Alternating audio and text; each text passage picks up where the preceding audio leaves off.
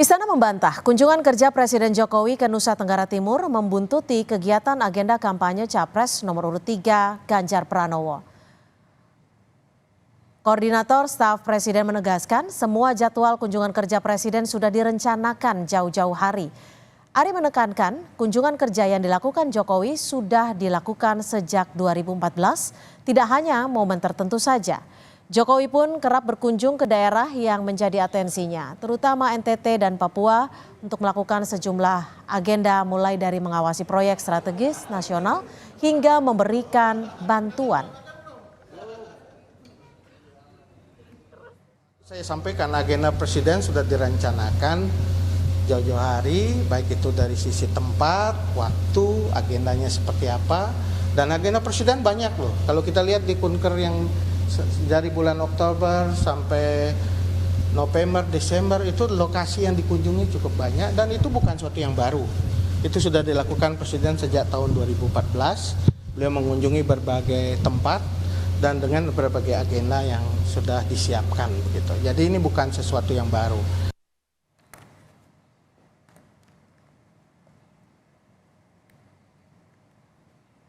Dan saudara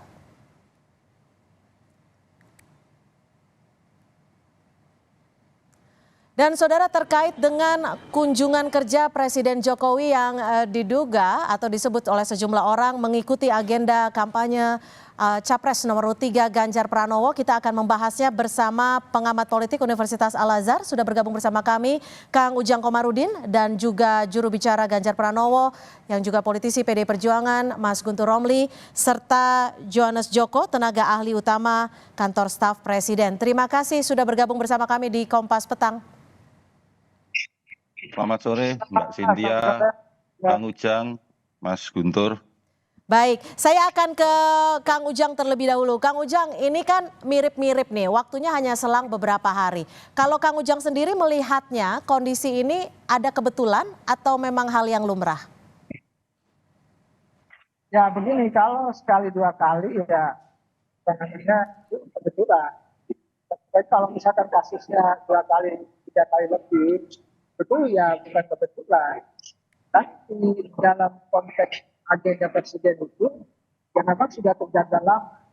Tetapi kalau itu terjadi misalkan di beberapa tempat atau di banyak tempat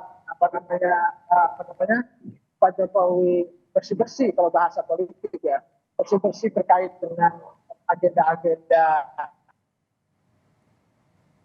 Ganjar Pranowo bisa saja terjadi. Jadi saya melihat soal banyak intensitas aktivitas itu, apakah memang tadi ketika di NTT itu beberapa kali di wilayah lain juga terjadi atau tidak, itu akan kelihatan apakah memang disengaja atau tidak, by design atau tidak, atau kebetulan atau tidak.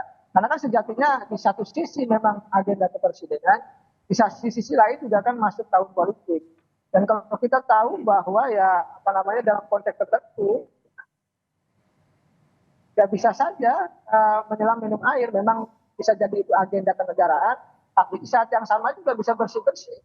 Artinya bisa saja bahwa titik-titik yang dikunjungi oleh Ganjar juga bisa dibersih-bersihkan. Bersih-bersih ini, tapi saya masih Kang Ujang, ya, bersih-bersih ini konteksnya seperti apa nih kalau dengan bahasa awamnya?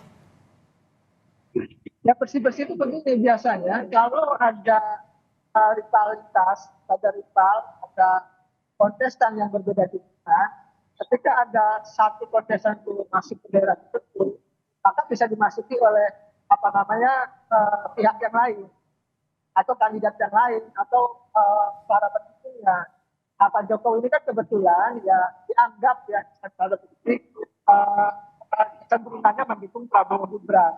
Nah di saat yang sama Pak Ganjar adalah pihak yang dianggap menjadi rivalnya Prabowo Gibran. Habis itu titik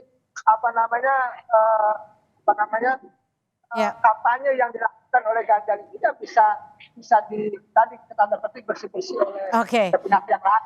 Baik, saya akan ke KSP terlebih dahulu. Pak Johannes, ini tudingan kunjungan kerja Jokowi buntuti kampanye Ganjar, bagaimana KSP melihatnya?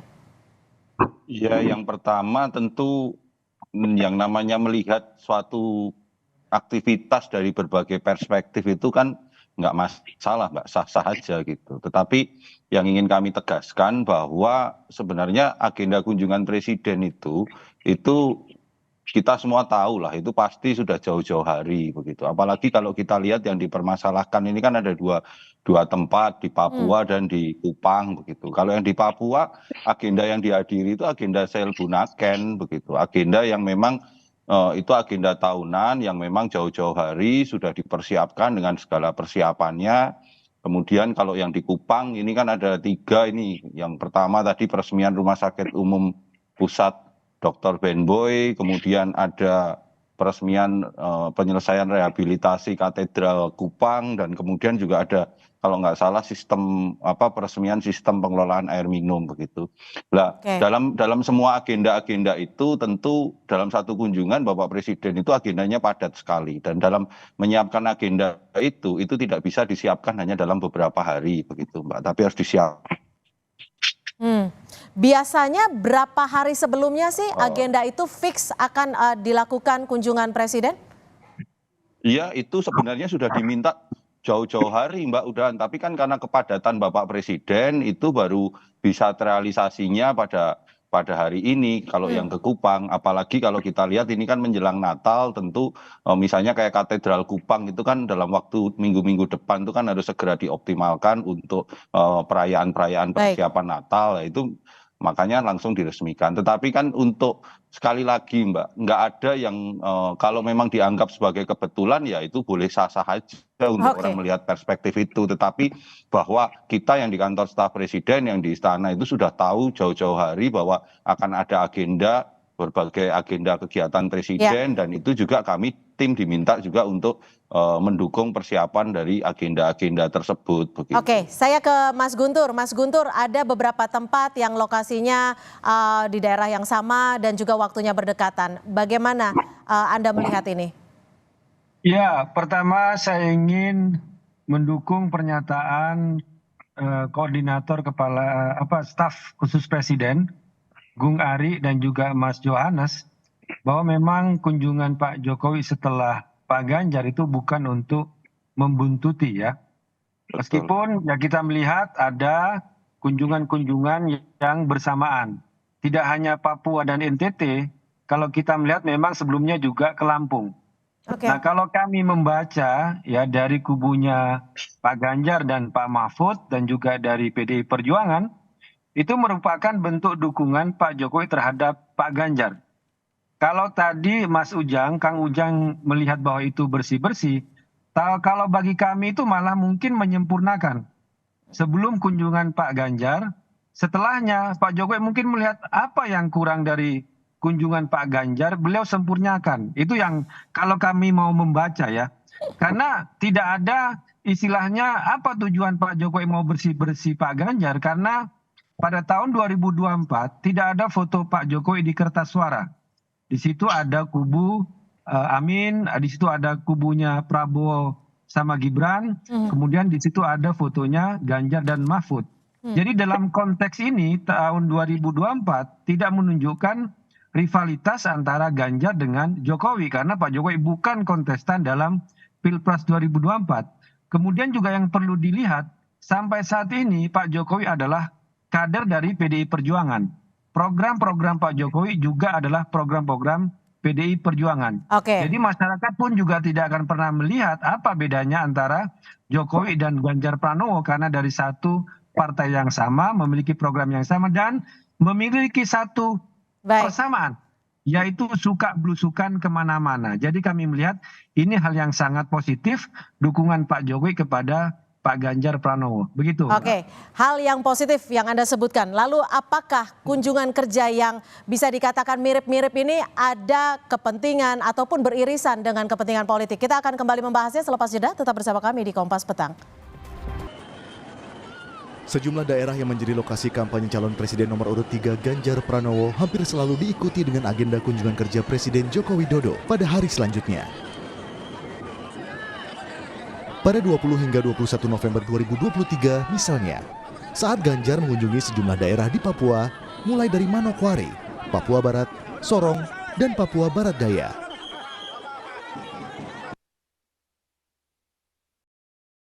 Ganjar mengakhiri kampanye di Papua pada 21 November 2023. Sehari usai kunjungan kerja Ganjar berakhir di Papua, Presiden Joko Widodo gantian mengunjungi masyarakat di Biak Numfor, Papua Barat. Selain bertemu dengan masyarakat, Presiden Jokowi juga menyempatkan bermain bola bersama warga.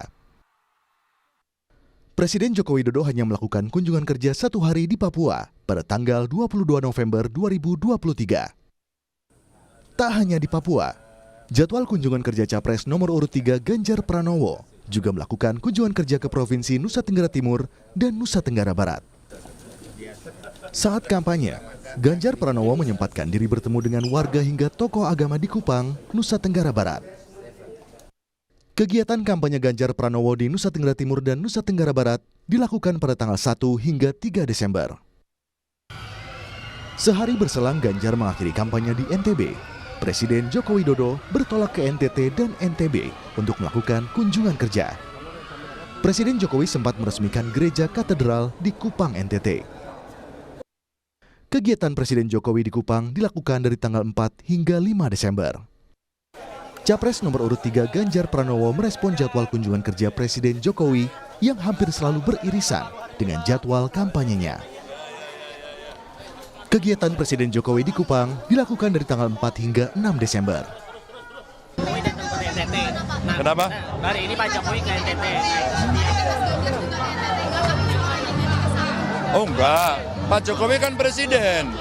Karena Pak Jokowi presiden, Pak Jokowi bisa kemanapun, ya, untuk kepentingan apapun. Saya selalu menghormati, ya, tidak apa-apa, ya. Oke.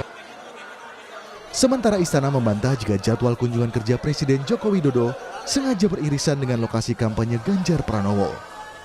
Istana menyebut agenda Presiden sudah terjadwal jauh hari. Tim Liputan, Kompas TV. Kampanye Ganjar diikuti Jokowi. Kita masih membahasnya. Saya akan ke Kang Ujang. Kang Ujang, tadi kalau Mas Guntur sempat menyebutkan bahwa ini ditanggapi secara positif. Artinya melanjutkan apa yang kurang dari saat Ganjar mengunjungi hal tersebut. Anda sepakat dengan statement ini? Ya, apa yang disampaikan Bang Guntur ya positif saja. Ini fakta dan kenyataan itu kan lebih pun saya sepakat bahwa Pak Jokowi adalah kader PDIP. Tetapi dalam konteks presiden kan beda dengan beda pilihan. Kita tahu bahwa secara emosional, secara kekeluargaan, secara biologis, Pak Jokowi sebagai manusia biasa, sebagai individu, itu pasti mendukung Prabowo Gibran. Karena memang anaknya yang harus dijadikan. Nah, itu sebagai sebuah kenyataan yang harus dihadapi. Jadi dalam konteks itu saya melihat ya satu partai betul, tetapi beda kepentingan dan beda dukungan dan beda pilihan. Kebetulan Pilpres 2024 ke depan. Jadi saya melihat dalam konteks itu ya yang disampaikan Bang Guntur tidak salah, tetapi saya melihatnya sudut pandang yang lain bahwa dalam konteks itu ya kalau misalkan dimaknai positif ya bagus saja, tetapi saya memaknai dalam sudut pandang yang lain bahwa sejatinya kita tahu bahwa dalam konteks itu mendukung sudah ada barrier, sudah ada batas bahwa Pak Jokowi itu ya walaupun kader PDIP pilihannya bukan lagi kepada Ganjar Mahfud tapi kepada Prabowo Gibran. Ini sebuah kenyataan politik yang ada saat ini, realitas yang ada. Kalau terkait dengan pernyataan Anda ini ada kaitannya tidak sih untuk mempertahankan suara yang notabene yang sebelumnya dimiliki Presiden Jokowi agar tidak direbut oleh Ganjar? Ya dalam konteks tertentu ya kalau kita kait-kaitkan bisa saja. Makanya saya bisa katakan ya sangat subjektif dan sangat spekulatif kalau saya boleh katakan. Ya ketika Ganjar turun ke wilayah basis-basis suara Pak Jokowi dulu, itu kan Papua basis Pak Jokowi. Ya tentu Pak Jokowi punya makna yang lain bahwa tadi jejak-jejak kemenangan Pak Jokowi itu ya tidak diambil alih oleh Pak Ganjar karena kita tahu bahwa pilihan politiknya berbeda dengan Pak Ganjar dan itu bisa terjadi dalam konteks politik dan itu biasa terjadi dan umum saja. dilakukan Ya. oleh siapa? Oleh Pak Presiden. Baik, Mas Guntur, tadi dari pernyataan Kang Ujang sendiri, Anda diminta untuk menerima kenyataan lah bahwa ada anak presiden sebagai cawapres nomor urut 2 dan ada kemungkinan untuk mendukung ke sana. Bagaimana Anda menanggapi ini? Ya, saya kira Mbak, kita semua sudah tahu bahwa majunya Mas Gibran sebagai cawapres itu kan menjadi kontroversi, bahkan itu membawa keanehan ya bagi Pak Jokowi sendiri. Dan menurut saya juga Pak Jokowi kan sudah menjadi sorotan dan menjadi bulan-bulanan di publik. Nah, kalau menurut saya saatnya Pak Jokowi itu sudah mulai memikirkan ulang bahwa tidak mungkin memaksakan kepada sebuah pasangan yang menjadi kontroversi Hmm?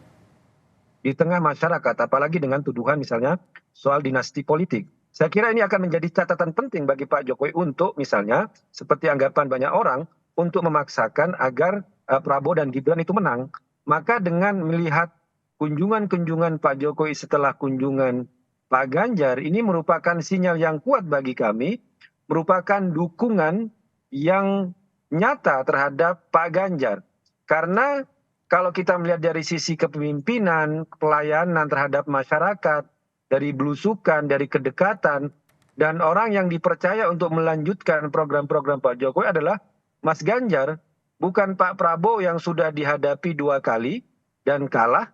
Masa orang yang sudah tertolak ya, tidak dipilih oleh masyarakat 2 kali, 2014, 2019, masa sekarang mau dipromosikan sendiri oleh Pak Jokowi. Tapi tentu saja kita tetap menghormati Pak Jokowi sebagai presiden yang juga harus netral ya, harus berdiri untuk Tapi semuanya. gini Mas Guntur, Begitu, Mbak. Anda tetap sepakat bahwa kejadian ataupun tempat lokasi kunjungan kerja Presiden Jokowi ini berdekatan dengan Mas Ganjar adalah hal yang kebetulan? Kalau saya melihat sih bukan kebetulan ya, itu bentuk dari dukungan yang nyata dari Pak Jokowi terhadap Mas Ganjar. Karena saya katakan tadi buktinya bukan hanya ke Papua, bukan hanya ke NTT, tapi sebelum itu juga yang ke Lampung juga kalau kita lihat. Jadi ini kan sinyal-sinyal yang kuat dari Pak Jokowi untuk memberikan dukungan yang nyata dengan menyempurnakan langkah-langkah yang sebelumnya sudah ditempuh oleh Pak Ganjar dalam kunjungan itu. Misalnya Pak Jokowi ikut meresmikan dalam katedral di NTT kan Pak Ganjar kan juga bertemu dengan uskup yang di sana dan mendapat sambutan yang luar biasa. Dan dalam kunjungan Pak Jokowi pun juga masyarakat banyak yang berteriak Ganjar presiden. Artinya itulah suara dari masyarakat bahwa mereka menginginkan Ganjar sebagai penerusnya Joko Widodo. Demikian Mbak. Saya ke Pak Johannes. Pak Johannes, ini kalau kata Mas Guntur bukan kebetulan, tapi sebagai bentuk dukungan Presiden Jokowi kepada Ganjar Pranowo. Betul seperti itu? Pak Johannes, masih di mute. Iya, silakan. Ya nggak apa-apa Mbak, itu kan tafsir masing-masing Mbak, tafsirnya Pak Ujang, tafsirnya Mas Guntur, tapi kan kalau dari kami melihat fakta yang ada bahwa memang semua kunjungan Bapak Presiden itu dipersiapkan jauh-jauh hari, karena kalau terkait kunjungan Bapak Presiden itu banyak hal Mbak yang harus disiapkan, dan kunjungan Bapak Presiden itu kan bisa macam-macam bentuk kegiatannya. Kalau yang dibentuk kegiatan yang di NTT maupun di Papua itu bentuk kegiatan dalam bentuk event yang besar, yang eventnya itu tidak bisa disiapkan hanya dalam beberapa hari sebelumnya, tapi beberapa minggu sebelumnya. Itu yang harus. Tapi yang maaf harus saya kita potong Pak Johannes.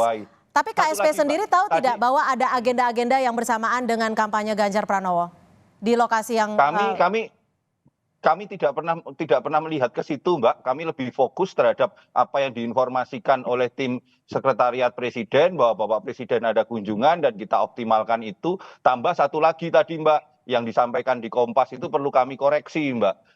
Waktu VT itu disampaikan misalnya kunjungan Bapak Presiden hanya sehari di Papua. Enggak, kunjungan Bapak Presiden itu 3 hari di Papua karena sel Teluk Cendrawasih. Dalam kunjungan 3 hari itu yang perlu dipersiapkan itu bukan hanya tentang rombongan kepresidenan, tetapi tuan rumah juga harus mempersiapkan begitu Mbak. Jadi sekali lagi kalau terkait kunjungan Bapak Presiden mau dimaknai seperti apa, ya itu monggo silahkan masing-masing untuk memaknai, apalagi ini di tahun politik kita lihat situasinya memang situasi yang penuh dinamika, tetapi agenda-agenda program strategis nasional itu harus dijaga, harus diselesaikan, karena kita masih punya waktu 10 bulan ke depan untuk membereskan itu semua, dan dalam kerangka itu Bapak Presiden selalu melakukan kunjungan-kunjungan untuk salah satunya penyelesaian program-program penyelesaian dan pengawasan program-program strategis nasional. Kami tangkap.